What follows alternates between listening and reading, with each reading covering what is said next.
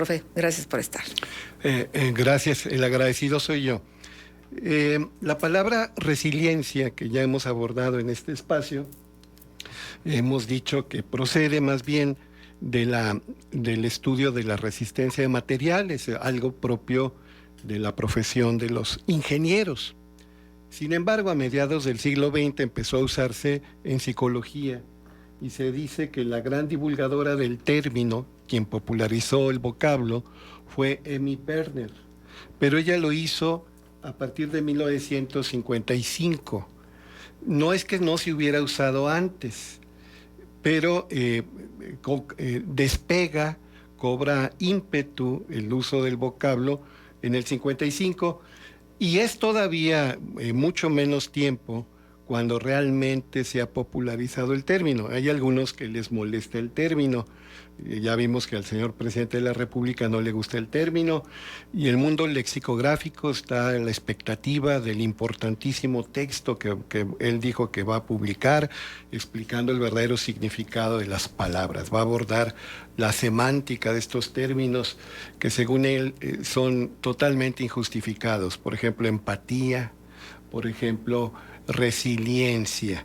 Pero centrándonos en la resiliencia, obviamente en la filosofía y en particular en la ética, siempre se ha utilizado un concepto, conceptos que tienen la misma carga semántica. Aristóteles, por ejemplo, habla de 4 grandes virtudes, aborda muchas más, pero habla de la prudencia, la fortaleza. Desde Platón, de hecho, viene esto: prudencia, fortaleza, templanza, justicia, que luego la Iglesia Católica, tomando estas ideas de la filosofía griega, incorporó incluso a sus catecismos, que desarrollar las 4 virtudes, prudencia, fortaleza, templanza y justicia. Prudencia es una sabiduría vital, es saber lo que corresponde hacer, las decisiones a tomar. Fortaleza es la presencia de ánimo, es la valentía para encarar y sobreponerse a la adversidad, que es lo que tiene que ver con resiliencia directamente. Templanza es ser dueño de saber controlar los placeres, no volverse esclavo de los placeres, ser el dueño y señor de nosotros mismos. Y justicia, darle a cada quien lo que le corresponde. Yo dije que en 1955 Emmy Werner divulga el término resiliencia, que ciertamente lo toma de la resistencia de los materiales y del campo de la ingeniería, pero en 1946 surgió, 9 años antes, surgió en 1946 un texto inmenso que todos deberíamos leer, en busca del sentido o en busca del significado, según sea la traducción, escrito por Viktor Frankl, un psiquiatra en los campos de concentración. A veces veo que como subtítulo algunas editoriales, mala traducción, ponen un psicólogo en los campos de concentración. No, él era médico y él era psiquiatra. Él, por supuesto, estudió las corrientes terapéuticas de su época, abrevó en todas ellas, y con el tiempo desarrollaría, partiendo del análisis existencial, una nueva corriente llamada logoterapia. Logo, que tiene muchos significados, este término de origen griego, por ejemplo, es el semantema de lógica, que es lo relativo a los pensamientos. La lógica es la ciencia de los pensamientos. Logo significa, aparte de pensamiento, significa palabra, y teológicamente incluso es para referirse a la segunda persona de la Santísima Trinidad, es decir, al mismo Cristo. En el principio era Dios y era el Verbo era uno con Dios. Eso así empieza el Evangelio según San Juan. Pero bueno, logoterapia, ¿qué es?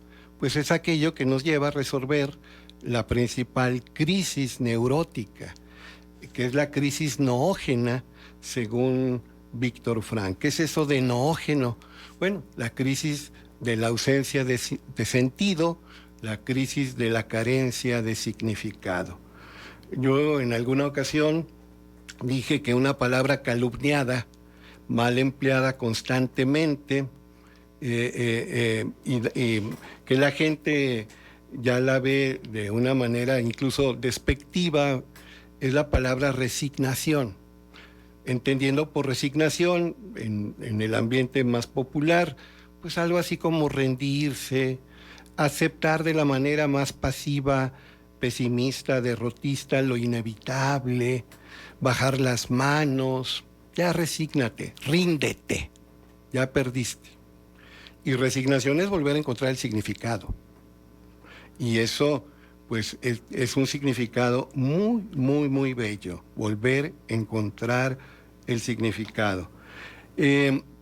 Frente al freudismo y otras corrientes psicoanalíticas, Víctor L. Frank nos dice que la crisis de nuestro tiempo es una crisis de haber perdido el significado. Una buena noticia es que somos generadores semánticos. Nosotros podemos crear significados a partir de una percepción más amplia. Pero bueno, hablando de este término de resiliencia, que en filosofía clásica siempre se prefirió el término fortaleza, Platón, Aristóteles usaban el término fortaleza, y les digo, los catecismos del catolicismo emplean también para esta virtud de enfrentar y sobreponerse a las adversidades el término fortaleza. Hay otros términos como entereza, que tiene que ver con mantener, ser íntegros, mantenerse íntegros. Víctor Frank, lo sabemos, siendo un médico acreditado, un psiquiatra de mucho prestigio, recién casado con el amor de su vida, y formando parte de una familia amplia, bien avenida, cae por ser de origen judío, por ser de ascendencia judía, cae preso junto con su esposa, junto con sus padres, junto con una hermana, y los padres, la hermana, la esposa no sobreviven al campo de concentración. Él mismo pensó que lo iba a perder todo, perdió hasta el nombre, perdió el tratamiento distintivo que recibía como psiquiatra, como doctor. Era el prisionero 119.104. Lo golpeaban, lo torturaban, lo mantenían enfrentando siempre el rigor del frío, el hambre, el agotamiento. Decía, yo no era el único, todos enfrentábamos eso. Y él vio cómo distintas personas reaccionaban de manera diferente a estos golpes, dados no solo por los nazis, sino en el sentido más amplio del término, por la vida que les tocó en ese momento.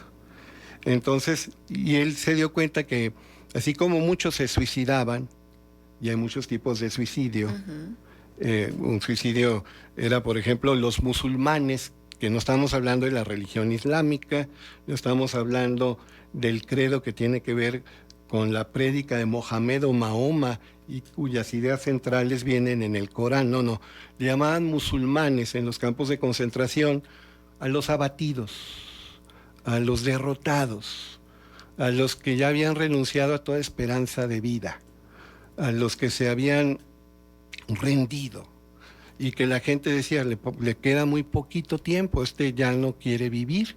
Así les decían, indebidamente, ciertamente, les decían los musulmanes. Pero también había personas en un ambiente francamente adverso y hostil, que compartían el último mendrugo de pan, que buscaban a la gente para darle alientos, que sonreían, que cantaban, que echaban una mano, que consolaban, que ayudaban a curar las heridas.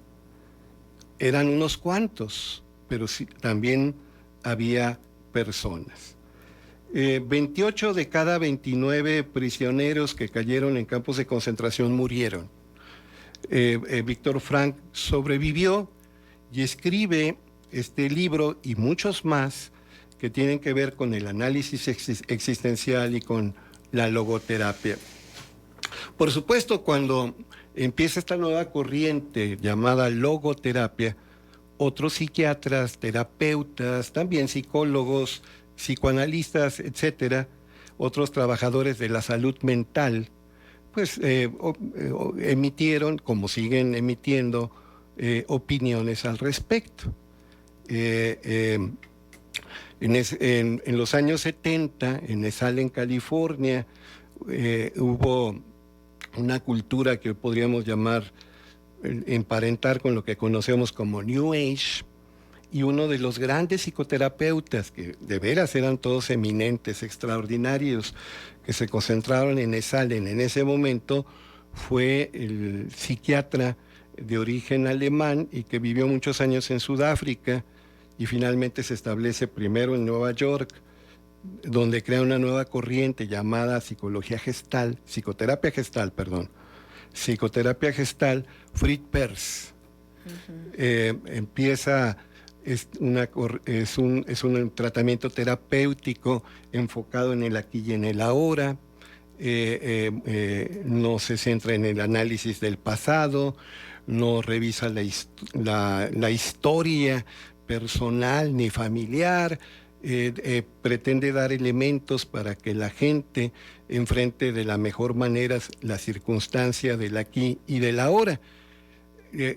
Tiene muchos recursos y ha hecho aportaciones muy valiosas, ciertamente, la psicoterapia gestal. Fritz Perls era un genio, pero era un genio con mucha sombra. Y me refiero a su sombra personal en el sentido junguiano.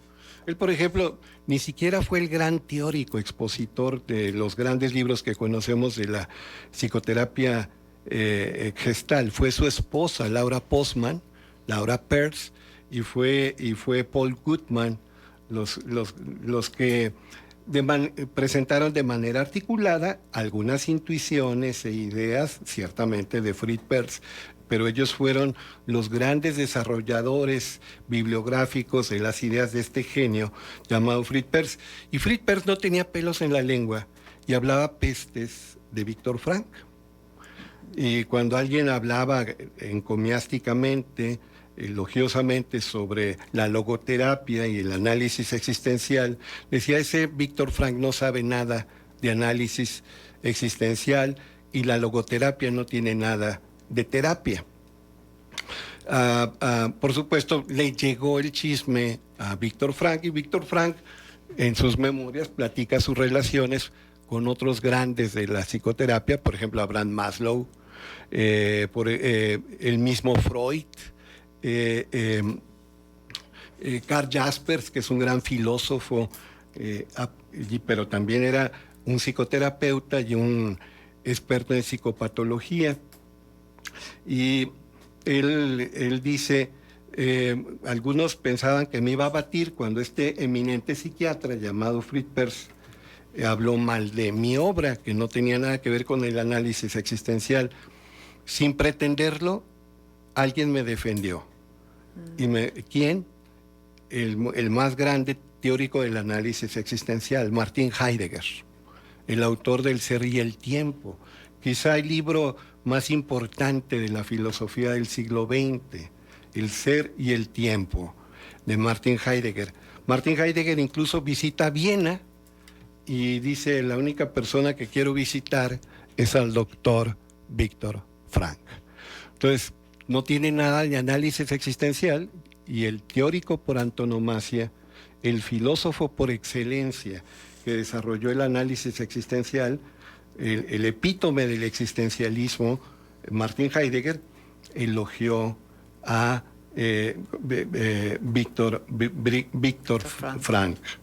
Y entonces Frank dice: yo admiro eso que los griegos llaman fortaleza, otros llaman entereza. A él no le tocó todavía tanto la difusión del término resiliencia. Y la resiliencia también la vi en Freud. yo no comulgo con las ideas de Freud, diría él, diría Víctor Frank. Ustedes saben que tengo discrepancias fuertes con él. Freud está cercano al pansexualismo, cree que todo tiene que ver con la represión sexual, con instintos sexuales, con la fuerza de la libido, así se pronuncia, no es líbido, la libido. Yo discrepo, las crisis no tienen un origen de represión sexual, sino de ausencia de significado. Pero yo admiro a Freud, dice Víctor Frank, porque fui testigo de cómo fue atacado, las críticas severas que recibió desde todos los frentes, cómo se convirtió en la comidilla, cómo hicieron escarnio de él, y él, fiel a sus convicciones, congruente con sus ideas, supo resistir, abrirse paso, y nos guste o no nos guste, la principal escuela, la más influyente escuela terapéutica del siglo XX es el psicoanálisis. Y eso habla de la entereza, de la fortaleza, hoy diríamos de la resiliencia de Sigmund Freud. Entonces, este señor que perdió todo, menos la fortaleza y por ende la fe y podemos decir el entusiasmo, el prisionero 119.104, nos recuerda que podemos crear significados. Y creando significados podemos superar esa crisis noógena, que es la crisis no de nuestro tiempo, sino de todos los tiempos. Híjole, ¿qué tema?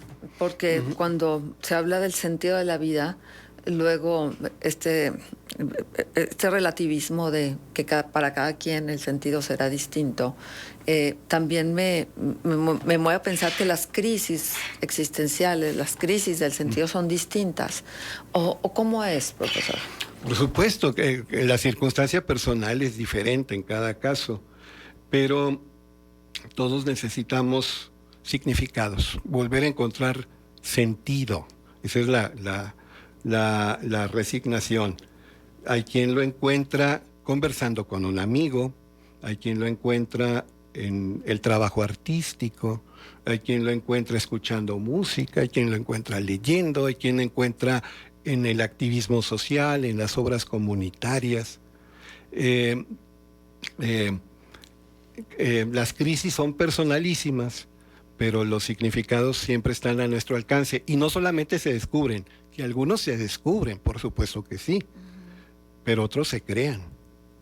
Entonces el ser humano es un generador semántico. ¿Qué es eso? Un creador de significados. En este sentido, Henri Bergson, otro filósofo, en este caso francés, gran matemático, de profesión ingeniero, Henri Bergson, decía que el universo es una máquina de crear creadores y todos participamos en la poiesis. ¿Qué es eso de poiesis? La poesía. Pero poesía, poiesis, significa creación. Somos creadores.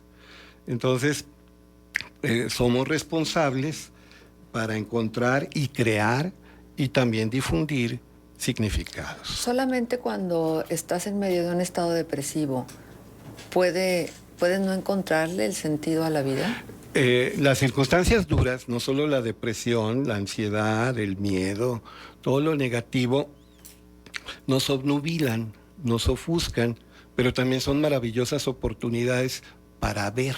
Son trancazos que nos da la vida y nos hacen reaccionar. Y podemos estar embotados inicialmente, pero es una maravillosa oportunidad para recuperarnos.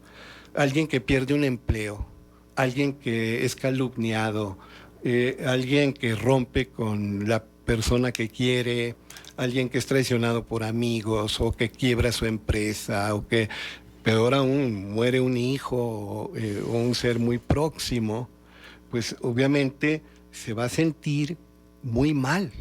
Y eso es parte de la vida. Somos seres humanos sintientes. Pero también es una oportunidad para reaccionar mejor. Las experiencias límite nos hacen dar lo mejor de nosotros mismos. No todos reaccionan de manera positiva, pero muchos sí lo hacen. Entonces las crisis son oportunidades. Y cuando nos descubrimos. Hace rato hablaba mi amigo Francisco de que nadie conoce lo que no ama. Esta frase seguramente es más antigua. Él decía, hablaba de mi admirado Erich Fromm. Esta frase en el siglo XIII la usó mucho Tomás de Aquino, en la cumbre de la filosofía escolástica y de la teología católica. Tomás de Aquino decía, nadie ama lo que no conoce. Y hay otros grandes pensadores que dicen, y para amar realmente necesitamos conocer, y una vez que amamos, conocemos mejor. A mí Rabindranath Tagore, Premio Nobel de Literatura, me dice, mi religión es buscar la verdad en la vida y la vida en la verdad. Claro. Y eso me hace amar la vida, y amando encuentro más verdad y encuentro más vida. Híjole, gracias. Bien cortita la palabra, pero gracias, porque sí, finalmente esto toca la sensibilidad de mucha gente y también despierta a que cada uno definamos el sentido de la vida y que no esperemos a que haya las crisis como para tratar de recuperarlo, ¿no? Que tengamos una luz todos los días que nos conduzca a donde queremos llegar. Son las 9:06 a.m. Vamos a hacer la pausa comercial y vamos a regresar con el tema de la semana. Hoy en el tema de la semana hablamos sobre el Manifiesto Ciudadano por un desarrollo sustentable en México, de la conciencia a la acción. Y esto es una iniciativa de los y las miembros de la Red Mexicana de la Carta de la Tierra para promover los principios y valores de la Carta de la Tierra, la Declaración de los Derechos Humanos, las garantías individuales consagradas en la Constitución Política de los Estados Unidos Mexicanos. A eso vamos cuando regresemos. Contextos.